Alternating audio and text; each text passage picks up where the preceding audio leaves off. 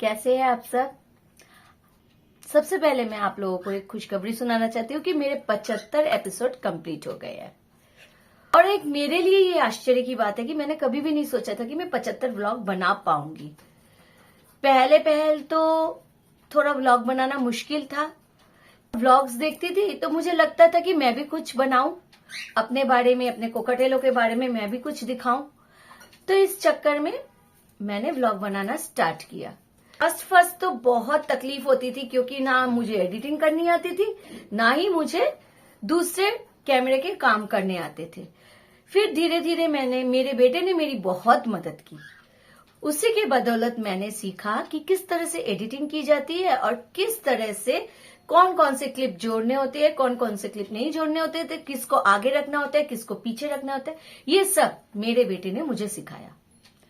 फिर धीरे धीरे मैंने ब्लॉग बनाना शुरू किया और खुद एडिटिंग करना शुरू किया। पहले के 10-15 दिन तो मेरे लिए टफ थे, तब वो बाबा नहीं बनाता था, सब कुछ एडिटिंग भी कर देता था, सब कुछ वही करता था।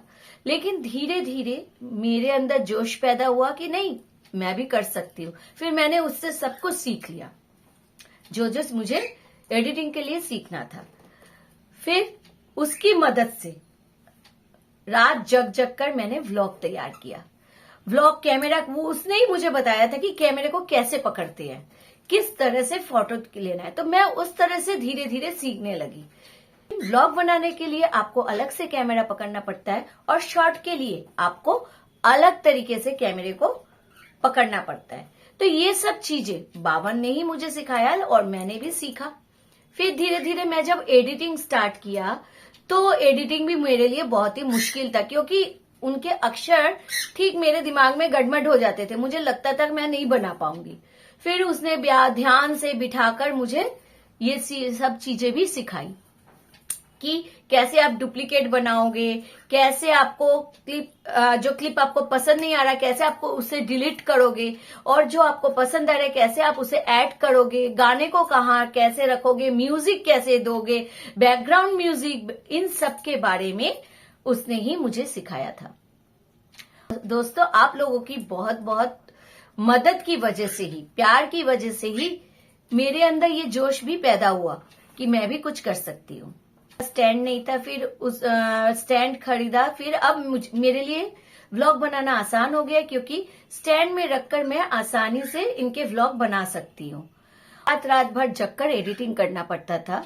सुबह 8 बजे के अंदर तो मैं उठ जाती हूँ और उठने के बाद फिर मेरा पूरा दिन का काम चलता रहता है अपने स्रोत में।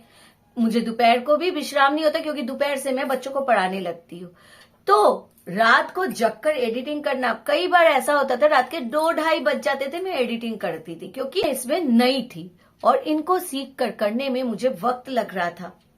तो कभी आंखें बंद हो जाती हैं, आंखें पूरी तरह से बंद हो जाती है, तो मुझे ध्यान आता है कि कौन सा मैं डिलीट करने वाली हूँ। फिर से आंखें खोलकर मतलब बच्चों की पढ़ाई की तरह हो जाता है कि जैसे एग्जाम से पहले बच्चे करते हैं ना, पढ़ते हैं, वैसे ही मेरी भी वही हालत होती है। थोड़ा काम करती हूँ, थोड़ी सी झपकी ले लेती हूँ, थोड़ा काम करती हूँ, थोड़ी सी झपकी ले लेती हूँ, ऐसे ही काम चलता रहता है।